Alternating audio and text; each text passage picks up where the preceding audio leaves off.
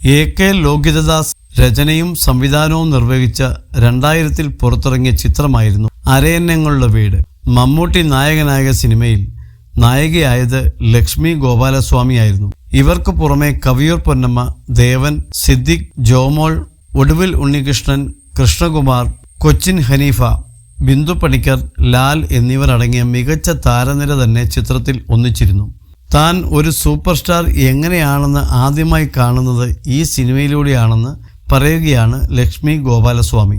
Mile stone മേക്കേഴ്സിന് നൽകിയ അഭിമുഖത്തിൽ സംസാരിക്കുകയായിരുന്നു താരം. അന്നും മമ്മൂട്ടിയുടെ ചുറ്റും 5 ആളുകൾ ഉണ്ടാകുമായിരുന്നെന്നും സ്റ്റാർ എന്നാൽ ഇങ്ങനെയാണോ എന്നുപോലും താൻ ചിന്തിച്ചിരുന്നെന്നും ലക്ഷ്മി ഗോപാലസ്വാമി പറയുന്നു. ആദ്യമായി ഒരു സൂപ്പർ സ്റ്റാർ എങ്ങനെയാണ് എന്ന് ഞാൻ കാണുന്നത് അരയന്നങ്ങളുടെ വീട് എന്ന സിനിമയിലൂടെയാണ്. കാരണം മമ്മൂക്കയാണ്. അദ്ദേഹത്തിന് ചുറ്റും 5 ആളുകൾ ഉണ്ടാകുമായിരുന്നു. എനിക്ക് ആ സിനിമ തന്നെ അത്ഭുതമായിരുന്നു. കുക്കും അസിസ്റ്റൻറ്റും ഒക്കെ സാറിന് ചുറ്റും ആളുകൾ ഉണ്ടാവും. എൻ്റെ ദൈവമേ, സ്റ്റാർ എന്ന് വെച്ചാൽ ഇങ്ങനെയാണോ എന്നുപോലും ചിന്തിച്ചു, ലക്ഷ്മി ഗോപാലസ്വാമി പറഞ്ഞു.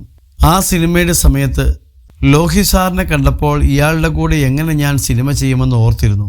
അദ്ദേഹം എങ്ങനെ ആ സിനിമ ഡയറക്റ്റ് ചെയ്യുമെന്ന ചിന്ത എനിക്കുണ്ടായിരുന്നു. കാരണം അദ്ദേഹം ഒരു വാക്കുപോലും പറയാറുണ്ടായിരുന്നില്ല. വെറുതെ ഒന്ന് നോക്കും, പിന്നെ മനോഹരമായ ഒരു ചിരി തരും, അത്രേ ഉണ്ടാകുമായിരുന്നുള്ളൂ. ഒന്നും പറയില്ല. ആ സമയത്ത് ഇദ്ദേഹമാണോ ഡയറക്ടർ എന്ന് ഞാൻ ഓർത്തു.